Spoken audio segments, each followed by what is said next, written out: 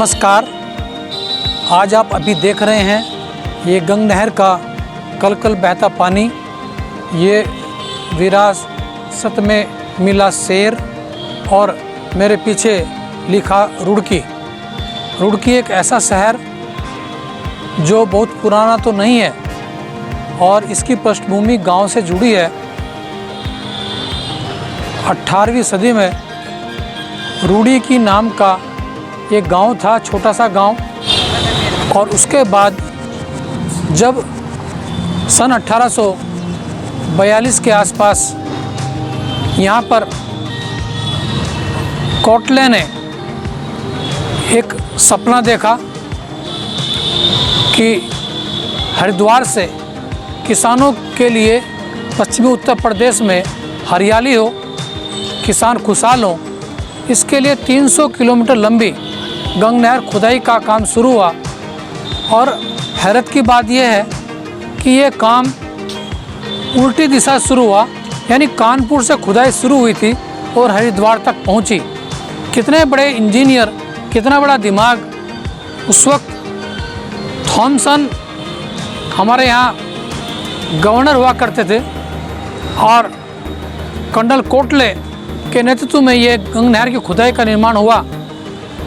तभी इस गंग नहर की खुदाई के दौरान ही यहाँ पर जब इंजीनियरों की आवश्यकता हुई, औजारों की आवश्यकता हुई, तो यहाँ पर ये औद्योगिक जो वर्कशॉप है इसकी स्थापना हुई।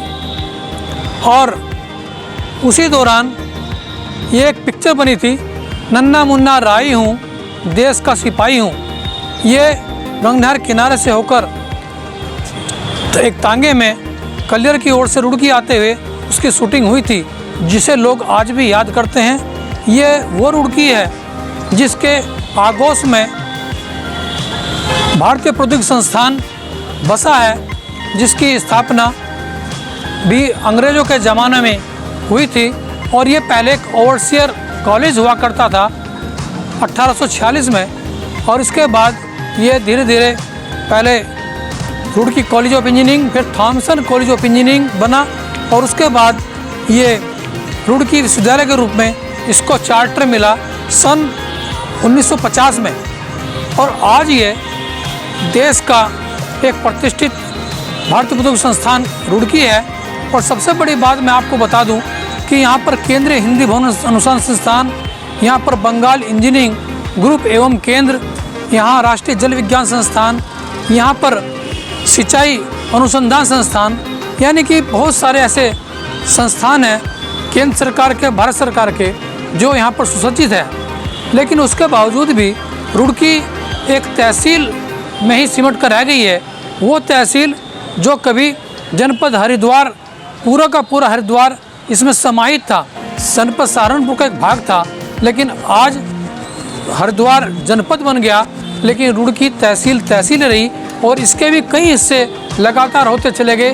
पहले हरिद्वार अलग हुआ, उसके बाद लक्सर अलग हुआ, उसके बाद भगवानपुर अलग हुआ, तो एक छोटी सी तहसील बनकर रह गई। यानी हम कह सकते हैं कि जो राजनीतिक दृष्टि से, राजनीतिक हमारी जो इच्छा शक्ति है वो शायद कहीं ना कहीं प्रभावित हुई है, और उसके कारण रुड़की का विकास नहीं हो पाया जो रुड़की का विकास होना चाहिए था।